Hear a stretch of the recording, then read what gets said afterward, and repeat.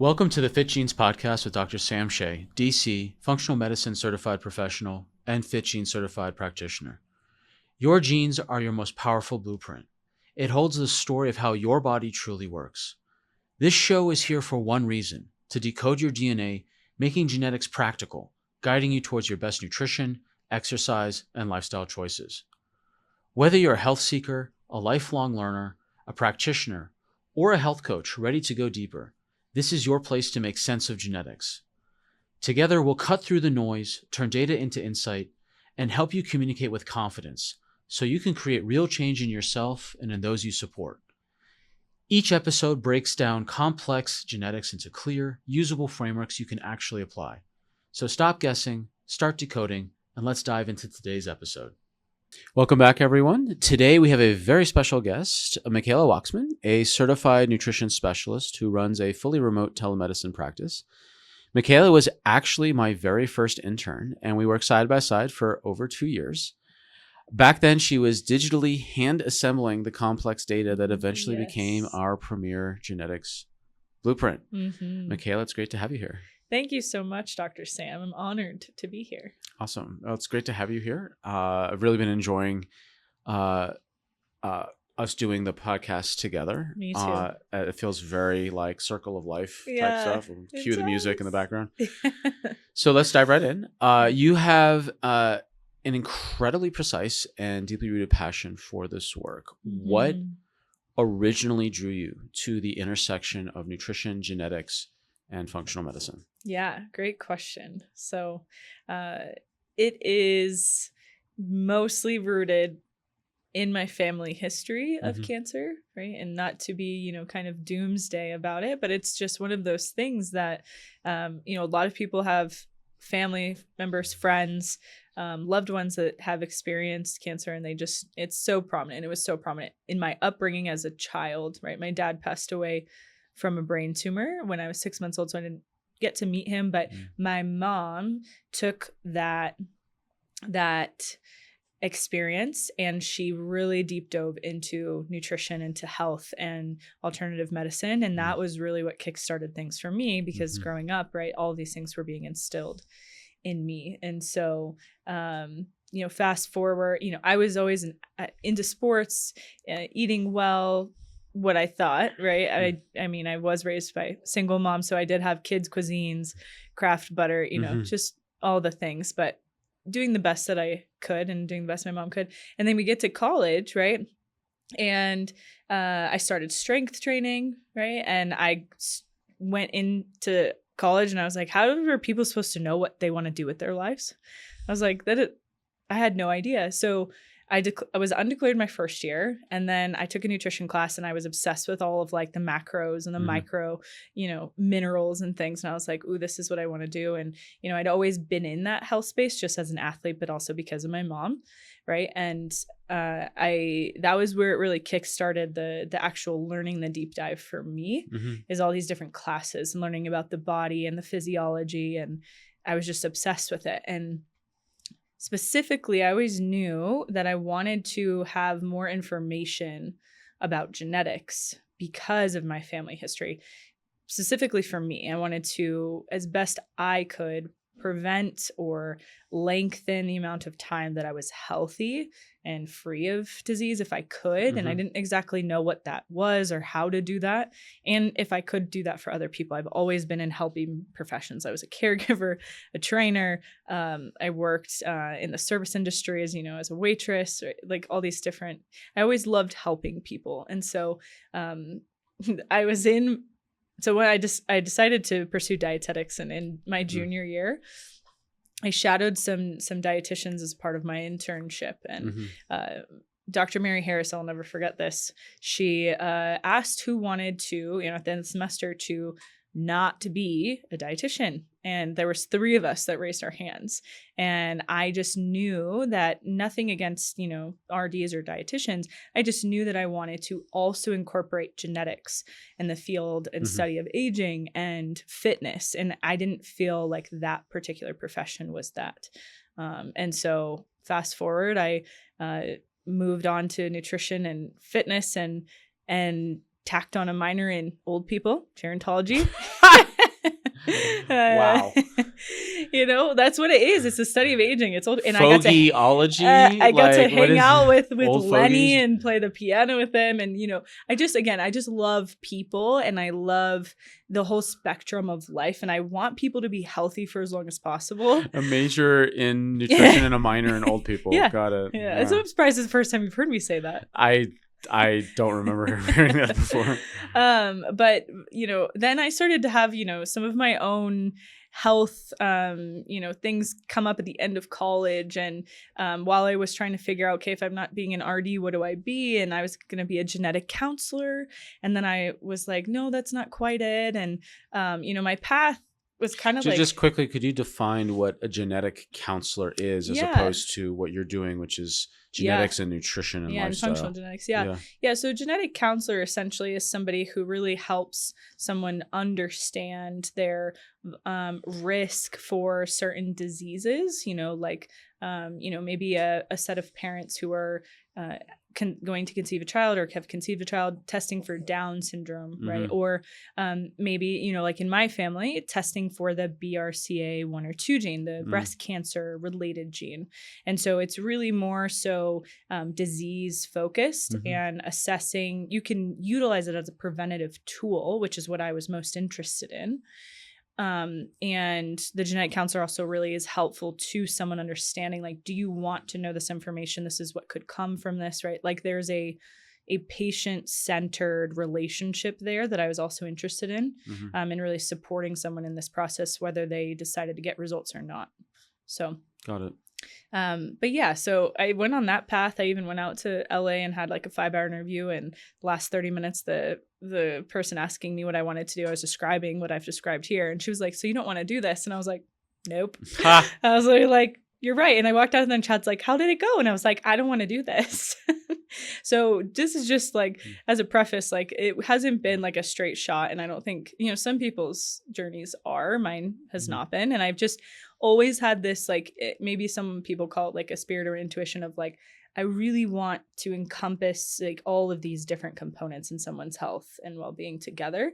And so here we come to my own gut issues, right? Where I definitely had some gnarly smelling gas, and I had bloating, and I had all these things that I was like, this is not what it's always been like. And I worked with an NP at a functional med clinic, and when she gave me nurse practitioner, when she gave me my results, she was describing exactly what I had been looking to do. And I was like, this is it. I was like, this is what I want to do. Like, I want to be like, what is this? And she said, it's functional medicine. Like, we do a root cause care. And I said, okay, great. And so that's kind of how it all came to be. And I had to work backwards to figure out, okay, you know, I moved off the RD path. So now what do I do? And yeah, Lily's interrupting. She's giving you so much love. But yeah, so I, you know, pursue this path to be a certified nutrition specialist because I found CNS. that CNS, yes.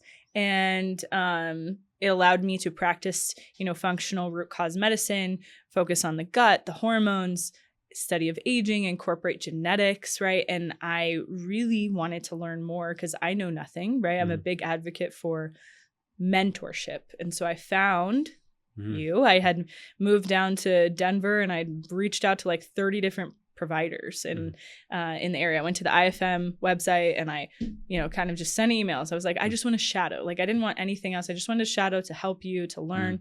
And I got 5 people who responded back, and one very amazing mentorship from you. And I remember, go on. And I remember you had a call, and you're like, I actually don't really have anything in place, you know, but I'm willing to make something and make this work. And I just was so ecstatic, and I still even today am so grateful. And so here we are now podcasting about genetics. Yeah, let's cue the Circle of Life music from Disney. Really. I remember the criteria that you shared with me is that you wanted someone who was IFM certified, someone who had a virtual practice, and someone who specialized in genetics. Yep. And I was all 3 of those things. And so we, so you were my intern for over 2 years, and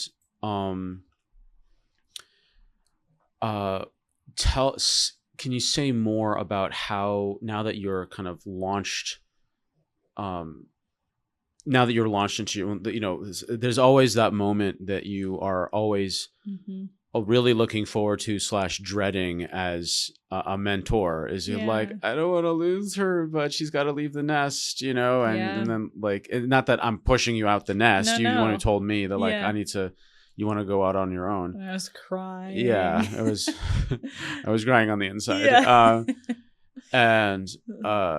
So now share, what does your practice look like now, and how do you incorporate your focus on health and the intersection of health and genetics and nutrition? What does that look like for you right now? Yeah, absolutely. Love this question. So right now I'm working with clients over telemedicine, right? So everything is virtual, and I'm going through their timeline of, their life and diving into their sleep and their stress and their nutrition and all of the different foundations to really help understand where they've been, where they're at, and then really ask questions about where they're going. So every client I do that with, and I use a variety of, Institute of Functional Medicine questionnaires and forms that I've created myself.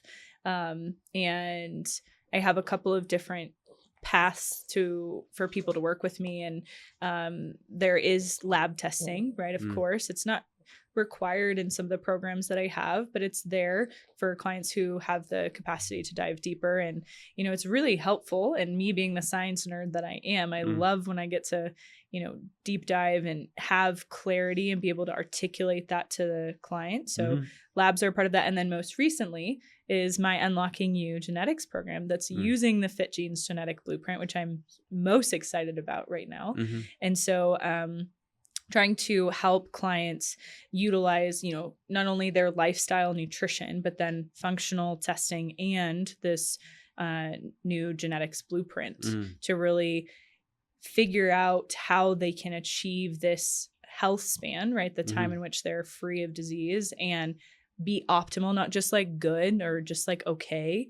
And yeah, I feel like I'm very intentional about the, how I listen to a client, because I know a lot of people coming to me have already been through the medical system and they've probably been dismissed. And so I really try to bring that into each session with clients. And I'm still doing one-on-one sessions with people as they need them. And yeah, it's really personalized to the person. Right. How would you be willing to share, an example in your own life of how the intersection of genetics and functional testing really shifted something for you that you were struggling with for a long time? Yeah. One of the biggest things that genetic reports are powerful, but only if you can actually interpret them and your clients can really understand what to do and in what priority. If you're a health coach, clinician, or practitioner who feels buried in genetics pathways, complex list of SNPs, and jargon that never seems to end, you're not alone. At FitGenesUSA.com, we make genetics understandable and actionable. FitGenesUSA.com distills the complexity of genetics into practical frameworks that you can use the same day. Faster interpretation, clearer communication, and better outcomes without spending hours lost in the weeds. Whether you're supporting weight loss, optimizing diet, hormone balance, digestion, inflammation, or getting to the underlying cause of chronic issues, genetic clarity can change everything. FitGenesUSA.com also provides a unique genetic carb tolerance report to help determine whether your clients are better suited to a keto or paleo or Mediterranean or higher carb style diet. Make your practice stand out with this unique report. Save time and energy with clear, easy to read reports and upgrade your practice with precision genetics testing. Start now at FitGenesUSA.com. Decode complexity, deliver results. Was almost like a light bulb moment for me was histamine.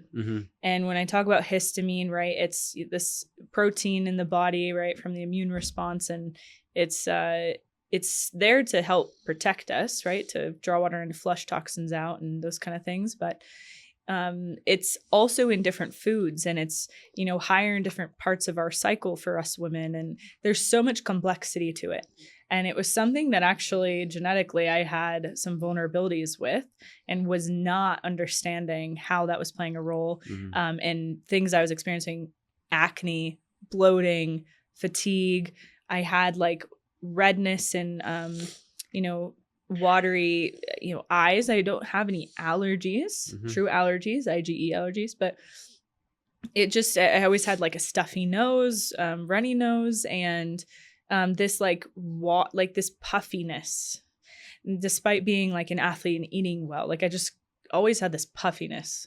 And around, you mentioned your fingers and waist. My waist. Yeah. And your fingers as well. Yeah. And it's so funny because even, you know, being in church, I would overheat what I thought was overheating to the point where my fingers and my toes would swell, and it was so uncomfortable.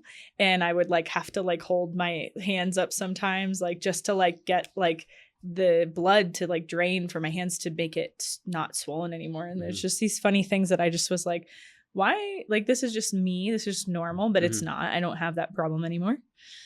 And so so how did you identify and resolve those problems and using all the tools that you learned? Yeah. So it was a combination of tools, but I would say the initial gut test that I got from that NP, where she identified I had some imbalances and some overgrowth. That was the start of things. And then moving into even working, you know, my work with you is the genetics component. And I was a yellow dot for histamine. And, you know, I was a green for gluten. I was a green for lactose. I was a green for coffee. And I'm like, okay, what's the issue? But I was a red for salt and a yellow for histamine, and then a yellow also for food allergies. And these are just all the different components of the food triggers panel, right? And having the light bulb moment of like, oh my gosh, like my body actually doesn't metabolize histamine as well as somebody maybe with a green dot. And being able to either add histamine nutrients, antihistamine nutrients, adjust my diet so that there wasn't an influx coming in, address sources of histamine in my gut, or, you know, whether it was toxins or whatever I had going on. There was a multitude of both functional and genetics testing that came through, but I would say the genetics, the foundation, reading my owner's manual, that was I would say the most powerful, because it was like, this is likely expressing more negatively based on what I thought was healthy. So if I understand it correctly, that you found the genetic vulnerability and the tendency towards histamine intolerance, which would then explain a lot of the water retention and the watery eyes and like the whole the swelling and so on. And then there were some other contributing factors as well, like food reactivity, genetics, also the salt sensitivity. Now, just for clarification, we'll have a whole episode on salt. That what I found clinically is that people who have red or yellow dots and salt sensitivity, most people think, oh, that means they have a risk of high blood pressure. I actually don't really see it that much. What I do see is water retention. Yeah, because I don't have high blood pressure, right? But I definitely had water retention. Water retention, and it was a play on both, right? Both the fact that I had vulnerabilities in both of those. Absolutely, and then on top of that, you had the results from the gut test, which were identifying other sources of inflammation and histamine production, like certain infections, like I don't know what pathogens were in yours, but you know, like Pseudomonas, for example, that was in there. Yep. Okay. And H. pylori. Okay, so Pseudomonas, H. pylori, they can create a lot of histamine just from the nature of them burrowing and multiplying. So if you've got histamine intolerance plus hidden infections that are generating a lot of histamine, you now create a problem. Yeah. And then on top of any dietary contributions as well. And staph and strep too. Staph and which strep, help yeah. activate mast cells. So Mast cells will do that, yeah. Yeah. And if you've got poor digestion as well, because if you've got H. pylori and other things affecting your digestion, hi Lily, then Lily, it's supposed to be Mikayla's interview, not yours. She said, okay. but me, I'm the star. This is Lily's always the star. Yes, you are. Yes, you are. Yes, you are. So my so what I'm hearing, it was a confluence of genetic vulnerabilities from different angles, plus unbeknownst to you until you had the testing, the gut testing, things that were increasing the expression of those vulnerabilities. You're just getting more histamine and MCAT and mast cell activation. And then that's what was leading to this gut swelling and finger swelling, and then like the puffiness and so on, despite having a really good lifestyle. Yeah. And so then when you change your lifestyle according to your genetics, and then also resolve the underlying issues in the gut, you change your lifestyle to reduce the exposure to histamine, both internally and externally, in terms of what foods you ate. Yeah. Exactly. Yeah. And it was not easy. That was not a straightforward path by any means, right? But I'm so grateful that I was able to have those tools and to be able to understand my body, and again, not view it as like it's just broken, or like why, despite having, a great gym routine and I'm eating really well and I'm hydrated, like I'm sleeping decently, right? Of course, in college, right, sleep was not quite optimal all the time, but like it was so frustrating, and especially the acne too, because I grew up with acne. I mean, I didn't have it when I was a baby, but like I think my diet and my genetic vulnerabilities, it compounded years over time, and it was so frustrating to have just acne come forward and then stay for so long and feel like I was doing all the right things. Like the acne and the bloating, the swelling was probably the most frustrating things for me, and the most difficult to deal with. And a lot of people just think, okay, I'll just eat less, right, to get rid of this, bloating, or maybe it's caloric weight, but that was so not the case. It was histamine and a lack of understanding what I needed to be doing in terms of my genetics. And so then these are things you're offering then to your own clients, is that you're offering the genetics testing plus other functional testing is needed to help them identify like what's their personal blueprint, and then what are the other factors that genetic testing doesn't check for, like what are the hidden infections in your gut. Yeah. If you've been struggling with stubborn weight, low energy, inflammation, tried every diet, or just feeling off no matter what you try, there's a reason. Your body isn't broken, you've just never seen the map. The Fitgenes Genetic Blueprint and the Carb Choice Advanced Profiles give you clear, personalized roadmaps for your health based entirely on your unique genetics. This isn't another diet. It's not guesswork. It's not a one-size-fits-all plan. With one simple cheek swab, you finally learn how your body is genetically predisposed to burn fat, handle carbs, detox, manage inflammation, balance hormones, recover from stress, and optimize energy. Instead of forcing your body into plans that don't work, you get a nutrition, exercise, lifestyle, and supplement strategy built precisely for your body, so you can feel more energy, drop inflammation, optimize your body shape, and feel amazing. To find the nearest Fitgenes practitioner near you, go to fitgenesusa.com. That's fitgenesusa.com. And then you're creating them a personal plan and helping them implement, and then incorporating all the other lifestyle changes as well, like I'm sure exercise coaching and of course, and lifestyle. And just having my own journey with it to be able to really relate and be like, hey, I understand. Like I can have empathy and compassion for you because I have been there, and it hasn't been a straightforward journey. I'm human, right? Like even though I'm a provider, I feel like a lot of the time we just think we're supposed to have it all figured out, and like that's just not right.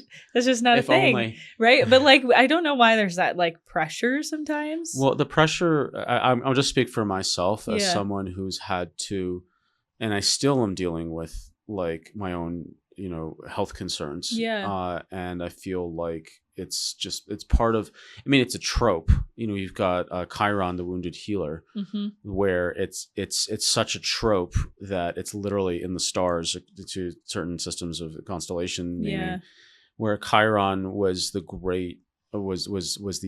grandfather of all medicine in the Greek myths. And he was the one who taught Asclepius, who was the father of medicine, who brought all the medicines out. And he was the wounded healer.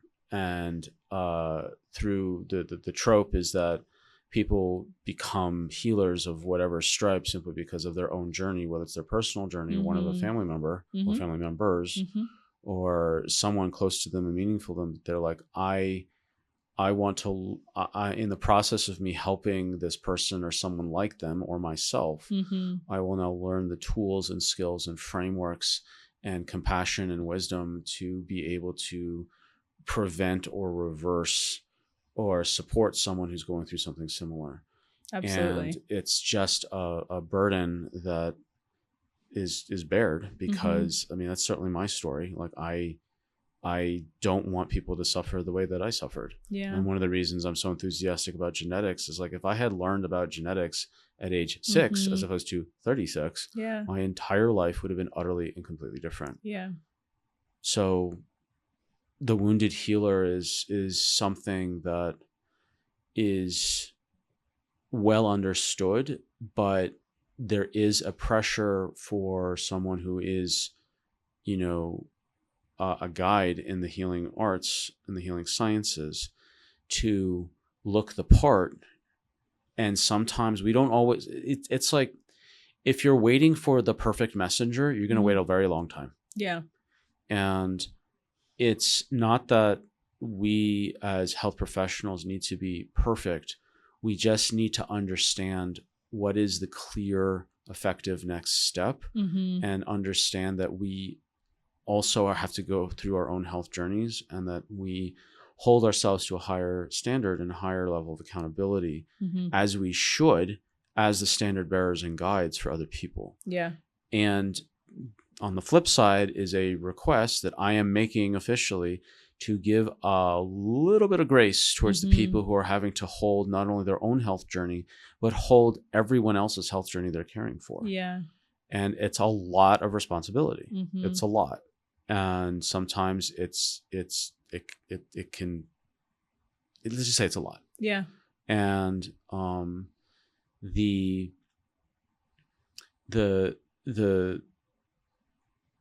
best, my departed mentor, he said, a real doctor has the heart of a healer, the mind of a scholar, and the spine of a soldier.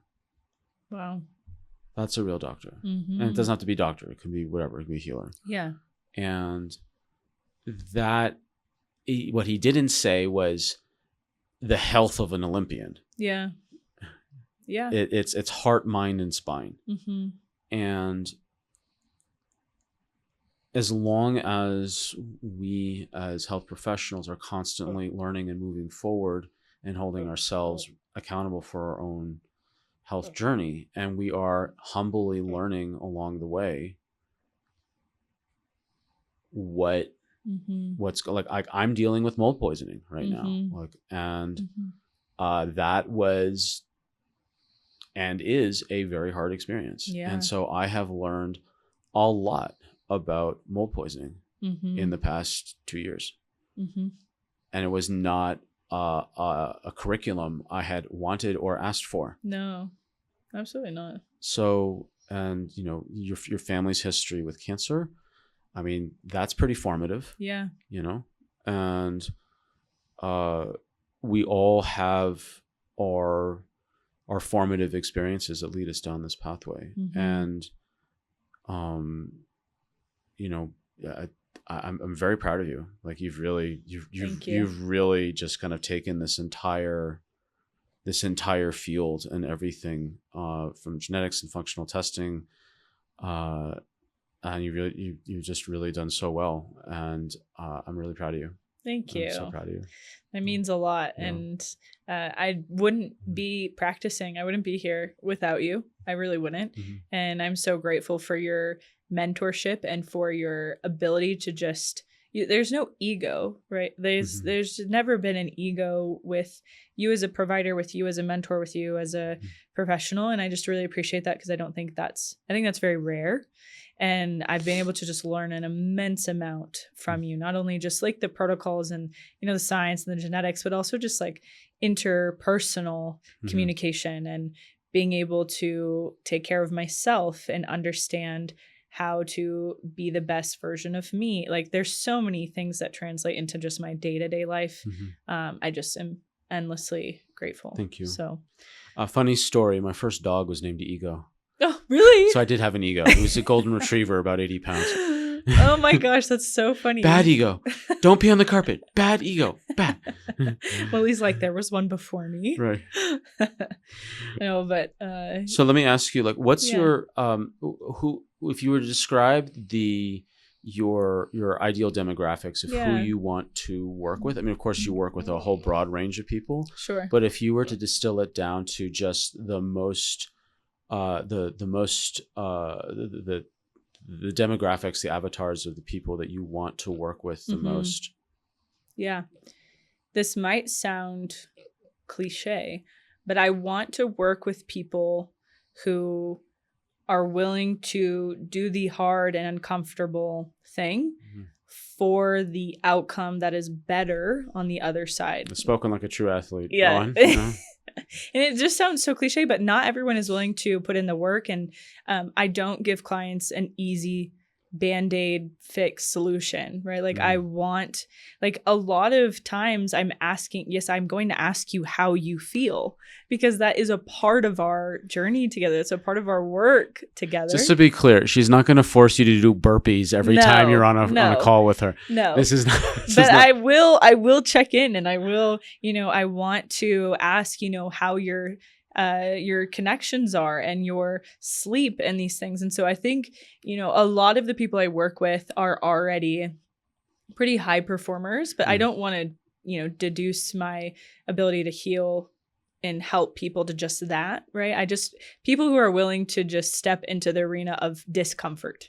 And because the work that we're doing and the work that I ask clients to do is upstream of where everyone else is. Yeah. And not only in your social settings, but in your family life, it can be really difficult to be doing something that is different.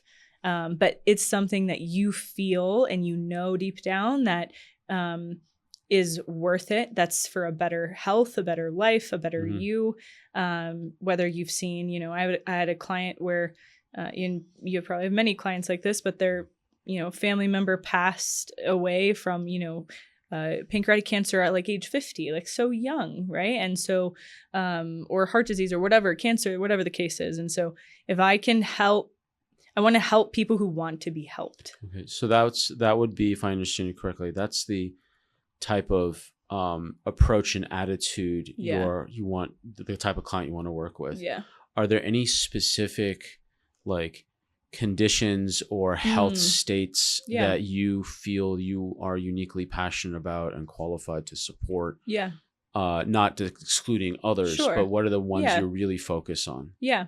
Of course, people with digestive issues, people with hormone imbalances and fatigue or energy problems, right? So I'm thinking of a lot of the population, but I love going deep into gut testing and I feel very confident in my ability to help people there. Same thing with sex hormone and adrenal testing. And then of course, I think most importantly, I don't ever want to forget about these other things, but I really, really, really want the people who are interested in getting their genetics tested. Genetics, I say it and then it just goes right over so many people's heads, but it's just it's just your blueprint, reading the manual that you were given so that you can better understand how certain health choices or lifestyle choices are efficacious or not for you. And you can just have more empowered decision making. That's really The way that I phrase it Niche. to people is like, if you get your genetics, you need to do the test once, and you have the data for life. Yeah. And what the genetics will show you Yeah. is what is your genetic foundation in how to eat, how to move, Yeah. and where are the potential fault lines that you have inherited Yep. that you want to address before they show up unexpectedly. Yeah. And so you can learn about your diet, your exercise, and your supplementation from a genetic lens. Yeah. And these are things that are just permanent, that you can create a solid health routine, foundation, and lifestyle. Yeah. And then the other tests are incredibly useful. They just look at your health from a different lens. They're looking at what's happening now. Yeah. Like the timestamp. Yeah, the gut test does the genetics test does not tell you if you have a Pseudomonas or an H. pylori infection. It doesn't tell you how many amino acids you've got of one type or another in your bloodstream. It doesn't tell you what your thyroid level is. The genetics will tell you what's the way to optimally live, and also where are the weak points that you need to shore up before they show up. Yeah. And that the combination of functional and genetics testing is uniquely powerful. Yeah. Because you get the entire baseline foundation, and you also get the thumbprint or the timestamp of what's happening right now. Yeah. Well said. Yeah. So is there anything else you wanted to share with our audience about yourself or your practice before we sign off? Yeah. I would just like to say that I am here as a practitioner, not because I have all the answers or because I'm the best of the best, right? But I truly just want the best for my clients. And I want to be the person who asks as many questions as possible, and to, my clients know that if I don't know the answer, I will tell you I don't know, but I will definitely go and scour all of my resources to be able to find that answer, or other resources or providers, right, to do that. So I just really, really value my clients. I value this space. I value this platform. And I just appreciate you and all of my current clients. Thank you for being my clients. And I'm excited to get more into the genetics space and helping people really understand their blueprint. So amazing. Thank you so much, Mikayla. It's Yeah. been great to interview, and I'm very, very honored to have you as a co-host on the Fitgenes podcast. Yeah. And we will see you all on the next episode. Yeah. See you. Thank you. Thanks for listening to the Fitgenes podcast. If you're a practitioner or certified health coach or clinician, visit fitgenesusa.com to confidently bring genetics into your practice and improve your clients' outcomes. If you're a health seeker or lifelong learner or biohacker, go to fitgenesusa.com to find the nearest Fitgenes practitioner near you. If you got value from today's episode, please subscribe, share, and leave a review. Every 5-star rating helps others find this show and unlock the power of their own genetic blueprint. Until next time, remember, genetics doesn't have to be complicated. It just needs the right blueprint.